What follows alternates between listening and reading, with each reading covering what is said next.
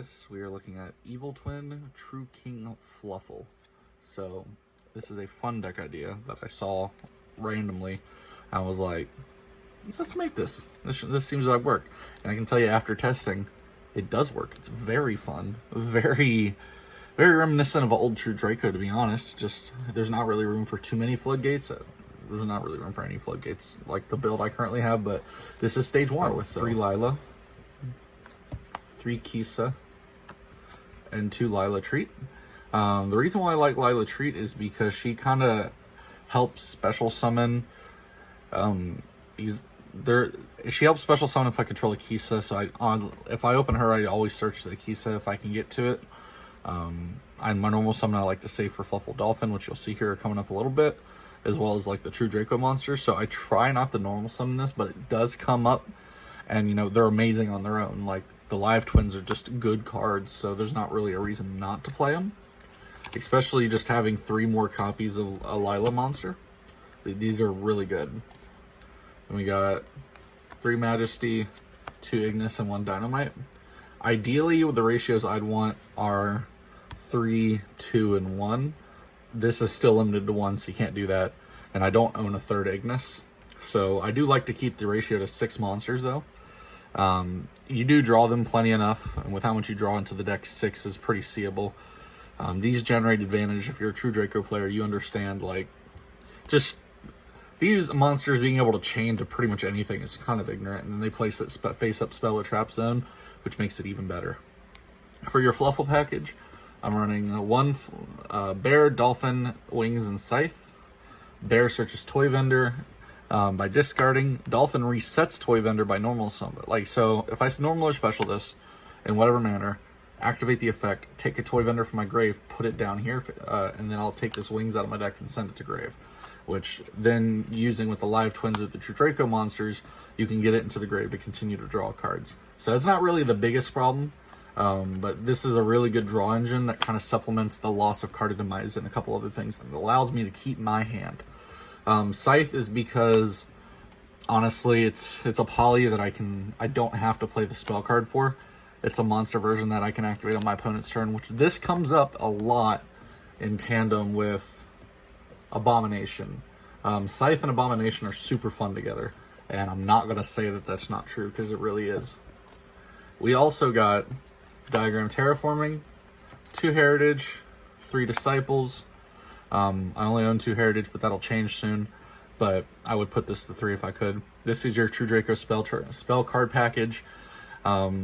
Diagram, by far, is such a good power card for this deck.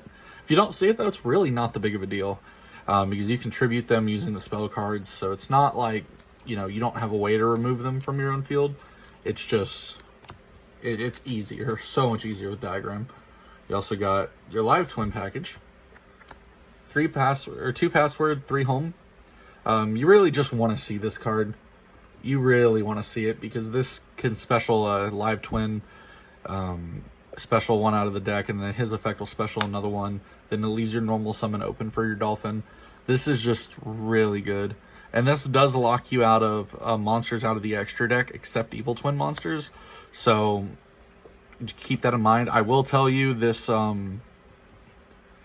this definitely has an issue where, like, sometimes you can't use the one effect you summon, but that's okay, because all the Link monsters just say has to include a Lila or has to include a Kisa monster, so it's really not that big of a deal. 2 Toy Vendor. You don't really need 3 once you use this. Once it's kind of gone, so like there's times where I'll Foolish Burial this, search Dolphin, normal Dolphin, set Wings, set the Toy Vendor, and this leaves me open to search the Bear if I can get to the Scythe. So 2 Toy Vendors is more than enough. 1 Mass Change 2, 2 Foolish Burial Goods. This was done as a bet from one of my friends. He was right, it's fun. When you resolve this, which 9 times out of 10, I end up leaving this on board and resolving it on him. So it's kind of fun. But this is such a such a stupid card. I love it.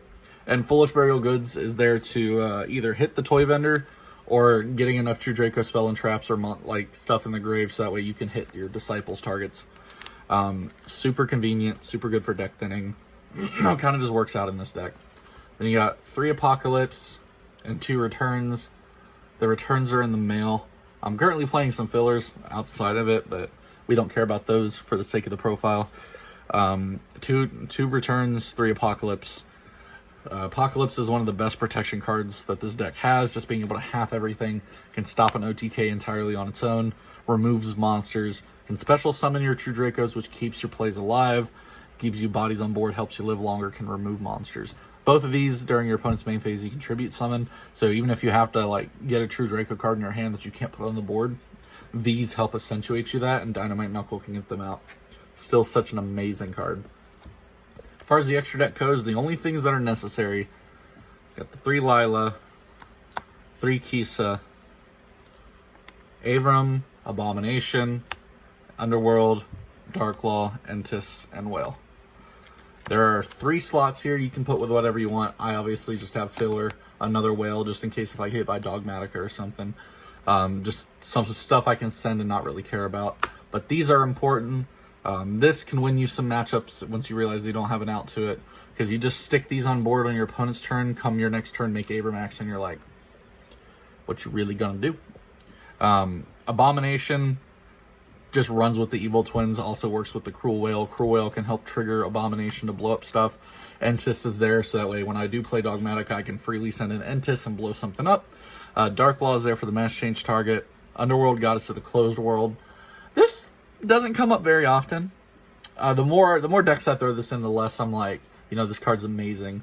But I will tell you, the skill drain on summon's nice. The unaffected by things is nice. There's not many options where I would run into this. That's just being realistic.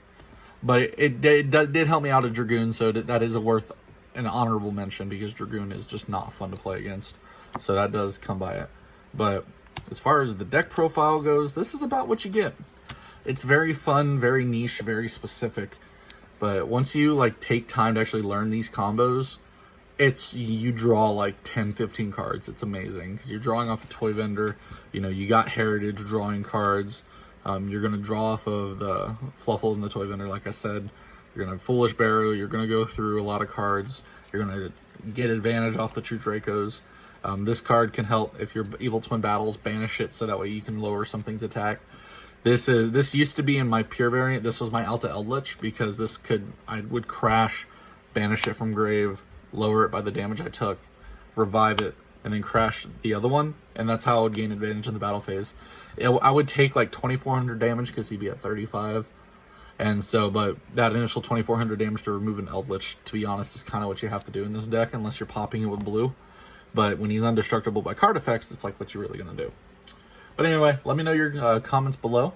And if you have any thoughts to how I can make this better, please tell me. This is an initial concept, but very fun, very exciting, and I'm glad to be able to share it to y'all.